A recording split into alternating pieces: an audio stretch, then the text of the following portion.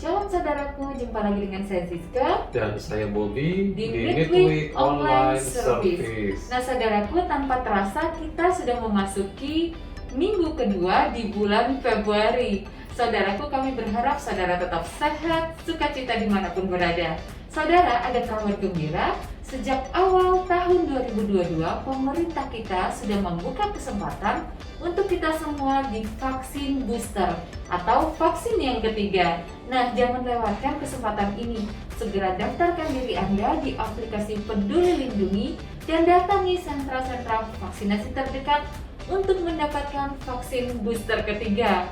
Nah, saudaraku, minggu ini Midweek Online Service kita akan ditemani oleh seorang hamba Tuhan yang sudah tidak asing lagi bagi kita. Siapa itu, Pak Bobby? Ya, betul sekali saudara-saudara. Pada minggu kali ini kita akan dilayani oleh Bapak Pendeta Ruben Ong yang pastinya sudah sering sekali melayani di ibadah online maupun offline kita. Nah, pada kali ini Bapak Pendeta Ruben Ong akan mengusung tema yaitu bagaimana kita menggunakan navigasi Tuhan di dalam hidup. Nah, bagaimana? Kira-kira temanya ini kan agak penasaran ya saudara-saudara. Mari saja langsung kita saksikan di Midweek Online Service. Terima kasih untuk ibadah Midweek Online Service pada hari ini. Kami bersyukur pujian penyembahan Tuhan sudah kami naikkan di hadapan-Mu. Kami percaya bahwa umat-Mu dimanapun berada, tangan Tuhan menjamah mereka. Hamba berdoa firman yang datang dari Tuhan, yang mengubahkan, yang menyembuhkan, sungguh-sungguh kami terima. Berbicaralah Tuhan, bersuaralah. Hamba-Mu yang terbatas ini Tuhan urapi, sampaikan hati-Mu. Dimanapun umat-Mu sekarang sedang berada dan kondisi apapun yang kami alami. Terima kasih, bagi-Mu hormat, bagi-Mu pujian. Dalam nama Tuhan Yesus, amin. Ya, shalom Bapak Ibu semua, kita berjumpa lagi di ibadah online service dari Midweek Online Service di Rayon 1D tentunya ya. Nah, saya bersyukur, terima kasih buat Pastor Kiki dengan semua diakan yang ada sahabat saya juga Pak Kotim atau Pak Timotius atau Pak Timothy, juga ada Cik Lea dan ada juga Bro Reza dan semua yang lainnya tentunya. Nah, saya ingin hari ini tanpa merasa tahu, tanpa merasa paling bisa, sama sekali enggak ya. Tapi saya ingin mengajak kita hari ini untuk belajar bagaimana menavigasi hidup kita selalu pada tujuan Tuhan. Jadi kita harus navigasikan ya hidup kita pada the purpose of God, tujuannya Tuhan tentunya. Nah, kita kalau membaca Alkitab ya Bapak Ibu semua, ada di Ulangan pasal yang ke-11 ya. Ada istilah orang Inggris selalu berkata, berjalanlah ke utara kamu benar. Kalau berjalan ke selatan itu berarti bisa tersesat ya. Go to the north ya. Itu istilahnya orang sana ya. Nah, saya nggak kemudian mengajak kita fisikal begitu, bukan. Tapi artinya memang kita harus arahkan hidup kita kepada tujuannya Tuhan ya. Tanda dari orang kehilangan tujuan dalam Tuhan ya jelas dia pasti gampang menyimpang, dia pasti gampang menyeleweng, dia pasti gampang melecehkan kehidupan. Jadi kalau ada orang suka menyeleweng, melecehkan, itu tanda udah paling valid bahwa dia kehilangan the purpose of life atau tujuan kehidupan. Nah, mari jemaat yang ada di ibadah Midweek ini navigasikan hidup kita kepada tujuannya Tuhan. Nah, Ulangan pasal 11 ayat yang pertama sampai ayat seterusnya. Ini Musa memberitahu sebelum orang Israel masuk ke tanah Kanaan tentunya ya. Dia berkata begini, haruslah engkau mengasihi Tuhan Allahmu dan melakukan dengan setia kewajibanmu terhadap Dia dengan senantiasa berpegang pada segala ketetapannya, peraturannya dan perintahnya. Kamu tahu sekarang kukatakan bukan kepada anak-anakmu yang tidak mengenal dan tidak melihat hajaran Tuhan Allahmu, kebesarannya, tangannya yang kuat dan lengannya yang teracung. Amin buat firman Tuhan. Bapak Ibu bisa baca ayat-ayat berikutnya. Nah, kata harus mengasihi Tuhan di situ itu artinya begini. Ya, harus ini adalah ini mengurung opini kita semuanya. Untuk kita mau nggak mau harus mengasihi Tuhan. Jadi Musa berkata kamu harus. Kata harus di situ adalah semua opini kita harus dikurung betul-betul. Untuk kita ini hanya terarah pada Tuhan. Sebab kalau orang mengasihi Tuhan, yang namanya ketaatan, pengorbanan, memberi, itu hal yang biasa saja. Itu akan terjadi secara natural. Karena memang dia mengasihi Tuhan kan. Ya Bapak Ibu ya. Nah kita harus kembali kepada prinsip ini. Tuhan mau kita betul-betul opini terkurung hanya untuk dia. Nah kata yang ayat kedua tadi dikatakan kamu tahu. Ya, kata tahu di sini sebetulnya memakai kata aslinya dengan kata yadah kan. Ya, ini yang disebut dengan begini. Definisi atau terjemahan dari The Message, Alkitab The Message, itu saya catat ya. Jadi isinya adalah ingatkah hari ini itu kamu belajar apa mengalami pengalaman bersama Tuhan. Nah, itu yadah itu, pembelajaran. Jadi ingat kamu ini hari ini belajar apa dalam pengalamanmu bersama Tuhan. Kan kita tahu ya, hitungan Tuhan itu selalu harian. Makanya Alkitab berkata, this is the day the Lord has made. We will rejoice and be glad in it. Misalnya ya, hari ini hari yang Tuhan jadikan. Ya, kita bersukacita, bergembira karenanya.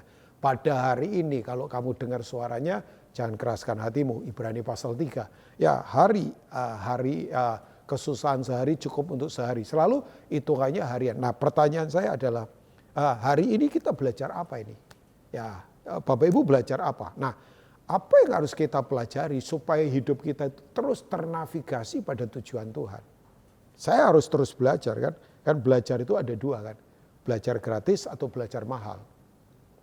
Belajar gratis itu adalah begini, mendengar dari pengalaman orang lain.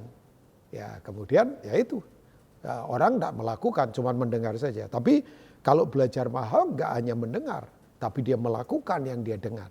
Ya, makanya Yesus berkata, belajarlah daripadaku.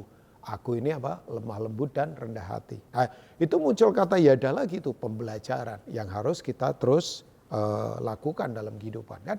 Nah, beberapa pembelajaran yang coba saya bagikan untuk kita terus ternavigasi pada tujuan Tuhan ya. Ingat konteks saya sampaikan ini buat Bapak Ibu adalah bagaimana hidup ini harus terus ternavigasi. Karena kita ini distract-nya banyak sekarang. Dia di tengah kondisi yang gak gampang begini, waduh, udah tantangan, udah godaan, udah semua hal, bahkan pengajaran sesat kan sekarang di mana-mana, ya kan? Oh iya, orang dibuat confused, orang dibuat kemudian meleset dari sasaran, nggak ngerti pasti bagaimana, kehilangan semua identitas, nggak ngerti apa yang harus dilakukan, semua dibuat bingung kan? Ya kalau Bapak Ibu lihat sekarang misalnya, orang kan begini. Sebetulnya metaverse itu udah di konsep ini udah ada dari tahun 90-an. Ya, ada penulis berkata nanti akan ada platform di mana hal fisik dan hal rohani itu akan disatukan. Ya kan? Kan tapi sebetulnya kalau kita dalam Tuhan kan hal itu sudah sebuah environment kita kan. Bahwa kita ini makhluk jasmani tapi makhluk roh juga. Nah, untuk kita ketemu Tuhan jembatannya hanya firman. Kita tidak usah bingung dengan wah ini gimana nanti orang dia bawa ke metaverse, kehidupan virtual ya. Tidak usah bingung, itu sudah environment kita kok. Bahwa Tuhan kita yang spiritual itu menciptakan kita ya makhluk jasmani tapi kita juga rohani kan. Nah ketika kita terhubung dengan firman kita akan mengalami Tuhan. Itu nggak usah kemudian kita bingung. Nah tetap ternavigasi hidup kita pada tujuannya Tuhan. Itu yang lebih penting. Nah yang pertama, pembelajaran yang ingin saya bagikan buat saudara, Bapak Ibu semua adalah begini. Hidup itu semuanya harus tentang Tuhan, bukan yang lain. Ya, Paulus berkata, bagiku hidup Kristus, mati adalah keuntungan. Kalau aku harus hidup, aku harus bekerja untuk memberi buah buat kemuliaan Tuhan. Jadi pembelajaran yang harus kita terus lakukan adalah, hidup ini semuanya hanya tentang Tuhan saja. Ya. Jadi bagaimana kita hidup terus ada di dalam Tuhan? Ya, bagaimana kan? Kita tahu ya, kalau saya tanya Bapak Ibu pasti semua mau. Bapak Ibu mau terus dilawat Tuhan? Ya, semua saya yakin mau. Saya sangat mau sekali. Ya, lawatan itu apa? Lawatan itu begini, kita yang terbatas, tapi diairi, diterobosi oleh Tuhan yang tidak terbatas. Makanya kata itu kan, Baal Perasim atau The Master of Breakthrough, itu salah satu nama Tuhan ya. Dia adalah Tuhan dari terobosan. Itu lawatan itu. Saya kecil tapi diterobosi Tuhan yang besar. Jadi kalau kita ini ada dalam Tuhan, wah, kita akan sungguh-sungguh punya hal-hal yang luar biasa. Nah, untuk kita kemudian menemukan apa yang jadi kehendak Tuhan, itu selalu tidak bisa tidak dimulai ketika orang berani mengakhiri akunya. Jadi awal kita menemukan tujuannya Tuhan itu hanya bisa diawali ya ketika kita berani mengakhiri keakuan. Ya, jadi nggak bisa kita berkata semua tentang Tuhan kalau aku kita masih kuat kan. Padahal kalau ini semua tentang Tuhan, apa yang akan kita takutkan? Wong Tuhan mengendalikan semuanya kok. Ya, makanya Bapak Ibu, orang yang paling hebat atau kuat itu adalah orang yang selalu ada di waktu Tuhan, ada di kehendak Tuhan, ada di kedaulatan Tuhan. Wah, itu sudah paling luar biasa. Nah, itu orang sering berkata itu ada di waktu momentum atau lawatan itu. Ya, itu waktu di mana orang itu mengalami kairos, orang mengalami waktu Tuhan. Ya, nah, saya ingin memberi contoh misalnya ya Bapak. Ini contoh yang ya saya kasih contoh dari penulis kitab Ulangan namanya Musa. Ya, Bapak Ibu kalau membaca ya ternyata keakuan itu memang perlu dikalahkan. Ya, misal ya Bapak Ibu ya, waktu Tuhan berkata atau berjanji pada Abraham tentang keturunannya ke depan, salah satunya adalah bahwa keturunannya itu akan ditawan oleh bangsa, sebuah bangsa. Ya, kita tahu itu Mesir kan sebetulnya. Selama 400 tahun. Coba kita lihat Kejadian 15 ayat yang ke-13. Ya. Ini berkenaan dengan orang yang tadi menulis kitab Ulangan ya, yaitu Musa. Firman Tuhan kepada Abraham, ini sebelum jadi Abraham. Ketahuilah dengan sesungguhnya bahwa keturunanmu akan menjadi orang asing dalam suatu negeri yang bukan kepunyaan mereka sebelum mereka ke Kanaan. Dan bahwa mereka akan diperbudak dan dianiaya berapa tahun? 400 tahun lamanya. Ya, jadi mereka diperbudak, jelas Tuhan berkata sama Abraham 400 tahun dan terjadi kan. Tapi yang aneh Bapak Ibu, kalau kita membaca di kitab Keluaran pasal 12 ayat yang ke-40, coba Bapak Ibu bisa lihat, nanti mungkin tim multimedia juga akan keluarkan ayat-ayat ini. Dalam Keluaran pasal 12 ayat yang ke-40, Alkitab berkata begini, ya. Lamanya orang Israel diam di Mesir adalah berapa? 430 tahun. Kan aneh. Kan tadi Tuhan berkata sama Abraham 400 tahun, kok ini 430 tahun, berarti ada selisih angka 30 tahun. Lama itu Bapak Ibu. Itu lama itu. Itu kalau satu generasi 30 tahun, satu generasi. Lama itu. Nah, itu kalau orang punya anak sudah punya cucu itu. Apalagi kalau anaknya nikah di usia 25 tahun misalnya. Nah, selisih ini 30 tahun. Orang kalau nggak percaya firman Tuhan suka menyerang ini. Nah, coba saya akan jelaskan sedikit buat Bapak Ibu. Kenapa kok ada selisih begitu? Nah, kita tahu ya Bapak Ibu, yang dipilih Tuhan untuk membebaskan orang Israel dari Mesir namanya Musa yang menulis kitab Ulangan yang tadi kita baca. Ya, Musa. Nah, Musa itu satu kali coba mempercepat proses Israel keluar dari Mesir. Dengan cara apa? Dia membunuh orang Mesir. Kan dia lagi jalan-jalan lihat orang Ibrani dianiaya orang Mesir, mati. Ya, dianiaya orang Mesir, dia bunuh orang Mesirnya. Paginya dia jalan-jalan lagi, dua orang Ibrani ribut, dia lerai. Satu marah dan berkata, apa kamu mau membunuh aku juga seperti kamu membunuh kemarin? Oh, orang Mesir, dia lari. Nah, Bapak Ibu, kalau kita melihat di Kisah Rasul pasal yang ke-7 ayat 30, coba let's see, kita ke perjanjian baru sebentar. Kisah Rasul 7 ayat 30. Saya hanya sekedar memberitahu buat Bapak Ibu ya. Kenapa selisih ini bisa terjadi ya? Janji Tuhan sama Abraham 400 tahun. Tapi kenapa orang Israel tinggal di Mesir 430 tahun? Kan selisih 30 tahun. Nah, di Kisah Rasul pasal 7 ini Paulus, Stefanus maksud saya. Stefanus itu lagi menceritakan tentang perjalanannya nenek moyang mereka kan, nenek moyang orang Israel. Ya, kita coba lihat. Nah, dan sesudah 40 tahun tampaklah kepadanya seorang malaikat di padang gurun Sinai dalam nyala api yang keluar dari semak duri. Ini menceritakan siapa? Waktu Musa lari ke Midian setelah dia membunuh orang Mesir tadi ya. Nah, dikatakan di di Midian ini dia 40 tahun. Nah, kalau kita melihat 430 tahun yang tadi orang Israel diam di Mesir, padahal janji Tuhan sama Abraham 400 tahun, ada selisih 30 tahun. Ternyata Musa itu lari di Midian 40 tahun sebelum kemudian dia balik lagi ke Mesir untuk menuntun Israel keluar dari Mesir tentunya ya. Nah, jadi begini, 400 tahun dikurangi 40 tahun, itu berarti selisih angkanya berapa? Ya, 430 tahun tadi ya, di Mesir 430 tahun dikurangi 40 tahun. Itu berarti ketemu angka 390 tahun. Nah, apa maksudnya Pak Rubin? Sebenarnya begini, jadi waktu Musa membunuh orang Mesir itu orang Israel sebetulnya sudah di tahun 390 tahun. Bapak Ibu bisa menangkap ya. Jadi kurang berapa lama? 10 tahun lagi saja mereka keluar. Tapi gara-gara Musa pakai kekuatannya sendiri, dia mempercepat, dia pikir dia turun, dia hajar orang Mesir, dia pikir itu waktunya, padahal itu belum waktunya Tuhan. Makanya janji itu harus mundur sampai 40 tahun lagi. Jadi 30 tahun kemudian mereka kemudian harus ada di Mesir. Lama itu Bapak Ibu. Nah, kok kayaknya seperti Tuhan tidak berkuasa? Bukan, isunya bukan itu. Karena Tuhan tetap bekerja sama dengan kita Bapak Ibu. Ya kan? Ya, tanpa Tuhan saya nggak mampu. Tapi tanpa saya Tuhan tidak mau. Saya ulangi ya.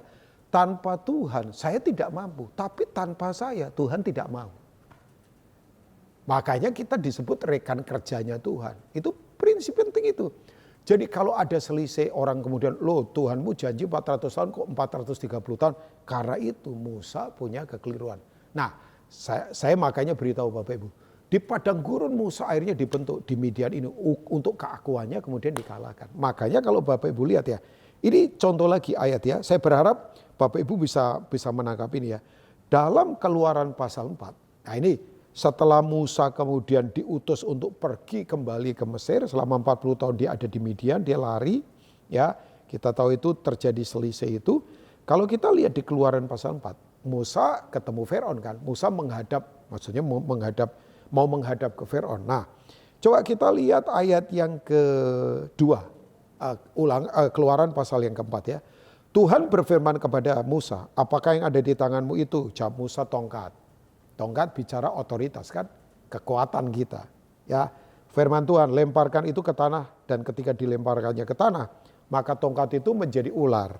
Sehingga Musa lari meninggalkannya. Coba ayat 4. Ini Tuhan bercandanya luar biasa. Tapi ini luar biasa ya. Ayat 4. Tetapi firman Tuhan kepada Musa, ulurkanlah tanganmu dan peganglah ekornya. Musa mengulurkan tangannya dan ditangkapnya ular itu lalu menjadi tongkat kembali di tangannya. Coba.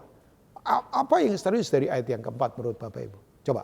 Bapak Ibu saya mau tanya Bapak Ibu. Kalau Bapak Ibu memegang, udah nggak usah tanya pawang ular lah. Orang pegang ular, itu di ekornya mati dia. Oh, pegang ular jangan dari ekornya. Karena kepalanya akan balik dan akan kemudian keluarkan bisa atau gigit orang itu bisa mati. Pegang ular yang paling bagus adalah di kepalanya belakang. Kita kendalikan. Tapi Tuhan lagi mengajar Musa begini, gua yang pegang kendali. Saya yang pegang kendali. Bukan kamu. Ya kan? Kalau Musa yang pegang kendali, dia akan pegang itu kepalanya, belakang kepalanya ular. Tapi Tuhan berkata, pegang ekornya. Ya saya bersyukur Musa kemudian begini, matikan keakuannya. Dia berani pegang ekornya karena perintah Tuhan. Karena Tuhan sudah berkata, tidak usah takut, saya yang pegang kendali. Ya coba nggak usah tanya pawang ular sekali lagi. Orang nggak main-main loh pegang ular ekornya itu. Balik digigit dia. Tapi Tuhan berkata begini, kendali ada di tanganku. Ya. Kamu taati saja. Jadi yang pertama, bahwa untuk kita ada di dalam kehendak Tuhan, memulainya harus dimulai dari mengakhiri keakuan kita. Kalau enggak bisa. Ya makanya saya kemudian belajar, oh ya semua hidup ini tentang Tuhan saja. Ya Bapak Ibu kalau kita ada dalam Tuhan, udah. Kita selalu ada di waktunya dia, di kedaulatannya dia, dan di tujuannya dia. Jadi Itu pembelajaran pertama yang harus kita hidupi dalam kehidupan ya. Jadi memang aku ini paling ngeri ya. Saya prihatin sekarang ya, banyak pengajaran aku tapi bersembunyi di balik kata-kata misalnya kita dan mereka. Itu sebenarnya aku itu. Kelihatannya kayaknya komunal tapi enggak. Oh, kita beda sama mereka. Kita lebih bagus dari mereka. Itu aku itu. Itu spirit eksklusif yang bersembunyi. Ya, sebetulnya tetap aku. Wah, kita lebih hebat daripada mereka. Walaupun itu kayaknya jamak, tetap saja sombong. Jangan. Saya yakin di Rayon 1D kita akan berkata kehendak Tuhan segala-galanya. Ya, semuanya tentang Tuhan. Tapi yang kedua, pembelajaran apa? Ya, hari ini kita belajar apa? Ya, terjemahan The Message itu bersama Tuhan. Yang kedua adalah begini. Ini prinsip Bapak Ibu. Tuhan pasti buat mujizat. Tapi tujuannya bukan untuk mujizat. Tujuannya supaya hati kita berubah. Saya ulangi ya. Mujizat itu hanya fasilitas. Nah, kalau mujizat fasilitas berarti mujizat sama dengan masalah. Masalah pun fasilitas. Ya tergantung kita punya sudut pandang. Orang sukanya mujizat tapi tidak suka proses. Proses itu fasilitas. Tujuannya apa proses? Supaya karakter Kristus ada pada kita. Mujizat tujuannya untuk apa? Supaya kita punya karakter diubahkan. Loh iya kan? Bahkan orang bisa ngalami mujizat nggak berubah loh. Yudas lah. Yudas itu kurang apa? Kalau menurut saya dia kurang satu, kurang ajar dia itu. Coba, dia itu lihat mujizat, mengalami mujizat dekat dengan sumber mujizat. Bapak Ibu kalau retret, saya yakin lah retret paling lama paling 3 hari lah. Jarang ada retret 1 bulan, itu lupa alamat rumah nanti. Tapi kalau ada retret paling lama, ya murid-murid Yesus. 3,5 tahun bayangkan. Tujuan retret apa? Ketemu Tuhan. Yudas itu tiap hari bersama Tuhan, ngalami mujizat, lihat mujizat. Tapi ya itu, hatinya tidak berubah. Makanya saya beritahu ya, jangan membangun iman kita di atas mujizat. Iman harus dibangun di atas pengenalan yang kuat akan Tuhan. Yang percaya katakan amin. Oh, mujizat itu fasilitas. Jadi artinya mujizat itu sama dengan masalah, proses, fasilitas. Ya, sama-sama itu. Ya, tapi tujuan mujizat bukan mujizat itu sendiri. Karena Tuhan lebih suka memimpin kita lewat jalur berkat daripada mujizat. Masa tiap hari ada mujizat, misalnya tiap hari laut dibelah, environment rusak nanti. Kasihan ikan yang lagi pacaran tidak bisa punya anak nanti. Ya kan? Kan enggak lah, Tuhan lebih suka memimpin kita lewat jalur berkat daripada mujizat. Makanya orang kalau dewasa itu tidak mengejar mujizat, tapi akan jadi mujizat buat orang di sekitarnya. Iya kan, nah itu tuh. Nah, saya mau pembelajaran ini ada pada kita kan, saudara punya tema adalah tahun paradigma baru, the new paradigm ini ya, ada paradigma baru ya. Hopefully ini menjadi paradigma bahwa sekali lagi mujizat itu fasilitas. Tujuannya adalah supaya hati kita berubah. Bapak Ibu bacalah ya Lukas 5, Yohanes 21 itu terkorelasi. Ya Lukas 5 itu panggilan Petrus untuk jadi penjala manusia dari penjala ikan. Semalaman dia cari ikan, nggak dapat ikan. Tuhan berkata, go deeper, bertolak ke tempat dalam, tebarkan jalamu di sana. Bayangkan, nelayan punya alat benar, waktunya benar, pengalamannya hebat, nggak menolong. Tapi begitu Tuhan bicara, ikan banyak, itu tuh dia dapatkan. Ya kan prinsipnya kan manusia tebar jala, jala cari ikan. Tapi kalau Tuhan yang suruh tebar jala, ikan cari jala. Ah itu beda itu, levelnya beda. Nah, waktu Yesus bangkit dari antara orang mati, Bapak Ibu tahulah semua ya. Kadang-kala dia ketemu murid-muridnya, kadang-kala enggak. Sampai kemudian Petrus berkata sama teman-temannya, yuk cari ikan lagi yuk. Di Yohanes 21 mereka cari ikan. Alkitab berkata semalaman juga enggak dapat ikan. Yesus datang, Yesus berkata tebarkan jalamu, ya di sebelah kanan perahumu ditebar. Kemudian dapat berapa ikan? 153 ekor kita tahu ya. Itu kalau ditarik ke angka orang Ibrani, itu adalah Alfa Omega. Aku yang awal dan yang akhir. Nah Bapak Ibu begini, mujizat terjadi. Ya, mereka dapatkan ikan. Tapi tujuannya bukan itu. Tujuannya adalah setelah itu. Yesus tanya sama Petrus. Simon anak Yohanes, do you love me? Apakah kamu mengasihi aku? Ya itu tuh. Nah, itu ditanya sampai 3 kali kan. Sampai Petrus menangis dan berkata, Tuhan kau tahu hatiku. Jadi di atas semuanya yang lebih penting adalah apakah kita punya hati betul-betul diubahkan karakter kita seperti dia. Ya, saya sungguh-sungguh berharap di Midweek online service ini semua kita Bapak Ibu yang sedang mengikuti ibadah bersama-sama ini. Yuk, mari miliki karakter hati yang kuat. Tahu nggak Bapak Ibu? Tongkat Musa dilempar jadi ular. Tapi ternyata alih-alih nujumnya Firaun, lempar tongkatnya jadi ular juga. Jadi sama-sama bikin mujizat kan?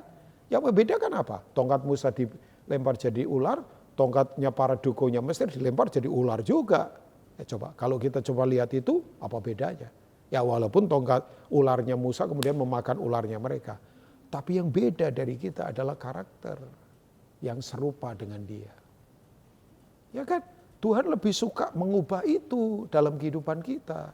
Supaya kita terus melekat kepada karakternya dia. Sekali lagi, pasti ada mujizat, pasti ada pertolongan.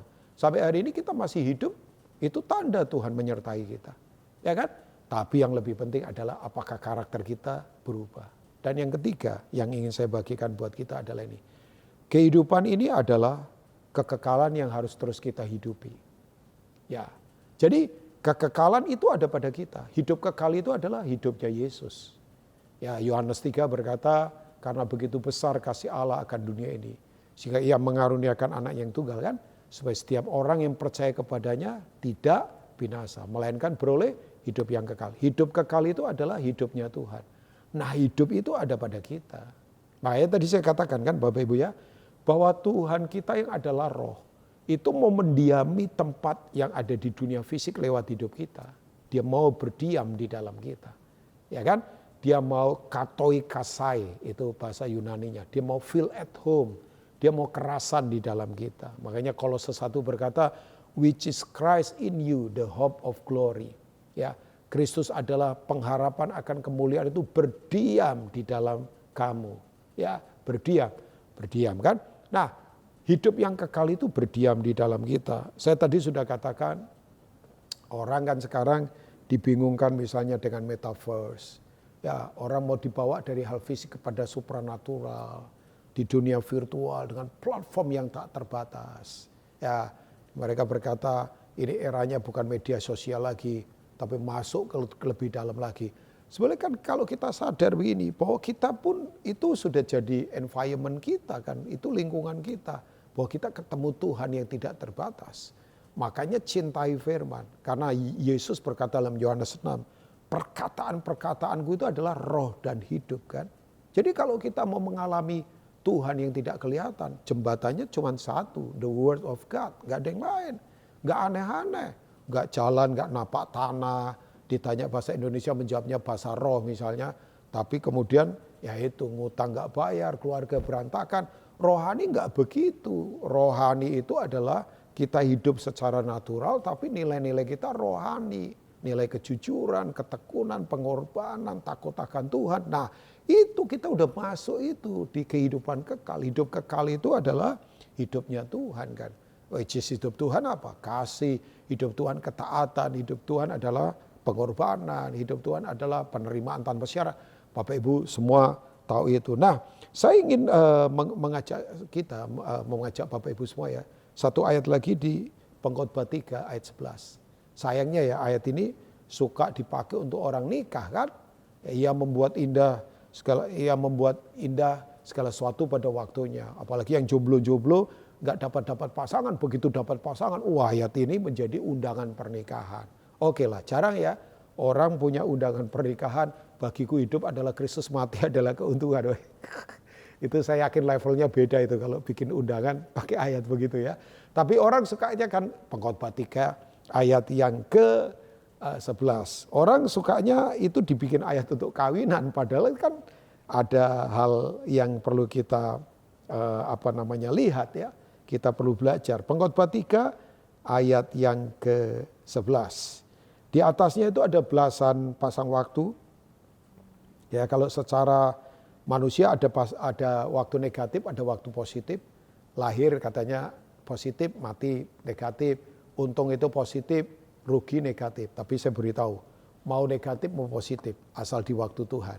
Selalu itu luar biasa. Ya, jadi Tuhan tetap pegang kendali. Ya, nah makanya dia berkata begini, Ia membuat segala sesuatu indah pada waktunya. Bahkan Ia memberikan kekekalan pada kita. Jadi begini, dalam hidup kita ini ada kehidupannya Tuhan. Nah kita menghidupi ini Bapak Ibu. Makanya cara kita ngomong mesti harus punya nilai Tuhan. Cara kita bekerja harus punya nilai Tuhan. Ya ada kekekalan, tak terbatas. Kalau kita di kekekalan, Bapak Ibu nggak usah takut kekurangan sumber hikmat, sumber strategi, sumber modal, nggak usah takut. Dia kekal, dia tak terbatas. Dia ada di dalam kita, loh bayangkan. Ya makanya izinkan dia beroperasi secara leluasa, taati firman, bergerak dituntun oleh Roh Tuhan. Nah ayat berikutnya, tetapi manusia tidak dapat menyelami pekerjaan dilakukan Allah dari awal sampai akhir. Ya, kenapa tidak bisa menyelami? Karena itu tadi tidak terkoneksi sungguh-sungguh dengan firman. Ya, makanya kalau kita nggak terkoneksi dengan firman, orang coba akan cari bantuan dari manusia lain, berharap dari sistem dunia, padahal itu tidak memberi jawaban. Bapak Ibu, mari begini, ya tetap terkoneksi dengan Roh Tuhan. Dia ada di dalam kita. Ya, saya selalu begini, sebelum saya konsultasi keluar, saya selalu konsultasi ke dalam. Ya, renungkan apa yang menjadi kehendaknya dikekal ada di dalam dia. Nah, Bapak Ibu, sekali lagi pertanyaannya, kita belajar apa hari ini dalam pengalaman bersama Tuhan? Mari navigasikan hidup kita tetap pada tujuannya dia. Supaya kita tidak menyeleweng, kita tidak melecehkan, dan kita tidak menyimpang dalam kehidupan. Tuhan memberkati semua yang ada di ibadah dari Midweek Online Service hari ini. Tuhan Yesus mengasihi. Saya ingin berdoa buat Bapak Ibu semua ya. Mari kita berdoa. Yes Lord, kira pasyede kara papa. Ora pataka sakoto kora kalapa. Kandara pasyede kara papa. Anakmu berdoa Tuhan. Biar apa yang sudah Engkau taruh ini menjadi sebuah perenungan, bukan sekedar menjadi informasi. Kami mau hidup kami ternavigasi kepada tujuan-Mu.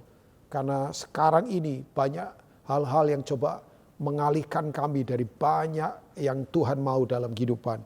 Kami mau tetap ternavigasi Tuhan. Untuk bisa melewati semua hal. Tetap terfokus pada Tuhan. Hari ini yang susah Tuhan hiburkan. Hari ini yang jatuh Tuhan angkat. Hari ini yang kehilangan pengharapan. Tuhan sumber pengharapan. Firman-Mu itu iya dan amin. Terima kasih. Kami bersyukur. Kami patri firman-Mu. Memerdekakan setiap kami. Dalam nama Tuhan Yesus. Semua kita katakan. Amin. Tuhan Yesus memberkati Bapak Ibu semua. Nah saudaraku, tadi kita sudah mendengar firman Tuhan yang begitu indah yang disampaikan oleh Bapak Pendeta Ruben Ong. Gimana nih Kak Bobby? Ada rema yang didapat pada malam hari ini? Oh iya, tentu ada ya Siske. Nah saudara-saudara, tadi Bapak Pendeta Ruben Ong sudah mengingatkan kepada kita semua supaya dalam hidup kita ini kita selalu menggunakan navigasi dari Tuhan agar hidup kita ini tidak melenceng ke kiri maupun melenceng ke kanan, tetapi agar hidup kita ini selalu berjalan lurus ke depan menurut firman Tuhan, menurut kehendak Tuhan, menurut rencana dan rancangan Tuhan. Dan bagaimana sih caranya kita dapat menggunakan navigasi Tuhan? Yaitu salah satunya dengan cara Tuhan selalu memberikan rema-rema baru kepada kita setiap hari. Begitu loh Siske. Wah luar biasa sekali ya Pak Bobby. Dan tadi saya juga senang sekali menggarisbawahi satu tuntunan yang diberikan dari Bapak Ruben Ong, yaitu kita harus senantiasa mengikuti rencana dan rancangan Tuhan sesuai dengan navigasi Tuhan agar panggilan Tuhan itu tergenapi dalam hidup kita secara tepat waktu sesuai dengan kairosnya Tuhan ya Pak Bobby. Luar biasa sekali pada malam hari ini. Nah saudaraku, kami juga berterima kasih buat Bapak Pendeta Ruben Ong yang telah menemani kita pada malam hari ini. Selalu diberkati dan menjadi berkat dimanapun berada. Dan kami juga berdoa buat saudaraku semua dimanapun berada, tetap sehat, semangat dan bersukacita dalam minggu ini. Kami berdua undur diri pada malam hari ini. Jumpa lagi di Midweek Online Service berikutnya. Tuhan Yesus memberkati. Prayer request and praise report. Saudara dapat mengisi permohonan doa saudara dengan melakukan scan QR Code yang muncul di layar, atau saudara juga bisa ketik link URL pada browser laptop saudara atau pada smartphone saudara. Doa yang dijawab oleh Tuhan, saudara juga bisa menuliskannya pada praise report, dan itu pasti akan memberkati kita semua.